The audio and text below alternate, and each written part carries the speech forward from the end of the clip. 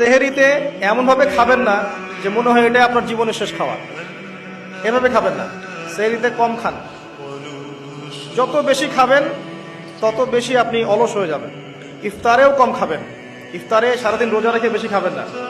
খেতে হলেই পেটের এক ভাগ খান, এক ভাগ ফাঁকা রাখেন, আপনি ইবাদত করে স্বাচ্ছন্দ্য বোধ করবেন। ইফতারে বেশি খেলে তারাবি নামাজ পড়তে পারবেন না। এবং তারাবি জামাতে পড়ার চেষ্টা করবেন। তারাবি সালাতে সুন্দর করে লম্বা করে পড়ার চেষ্টা করবেন, সময় লাগুক 1 ঘন্টা 2 ঘন্টা। সবচেয়ে উন্নত মানের হাফেজকে রাখবেন, যার তেলাওয়াত শুনলে নামাজে মনোযোগ বাড়ে। সুমধুর তেলাওয়াত করবে, পুরো কোরআন খতম করবে। আমরা মনোযোগের সাথে তারাবি করবো ইনশাআল্লাহ।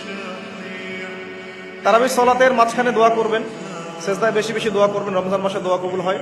রোজা রাখা অবস্থায় বেশি বেশি দোয়া করবেন, নিজের জন্য, পরিবারের জন্য, আত্মীয় স্বজনের জন্য, দেশের জন্য, উম্মার জন্য, সবার জন্য দোয়া করবেন। দোয়ার মধ্যে সাম্প্রদায়িক হবেন না, স্বার্থপর হবে না, সবার জন্য দোয়া করতে শেখেন। আল্লাহ পাক আপনার দোয়া বেশি বেশি কবুল করবেন ইনশাআল্লাহ।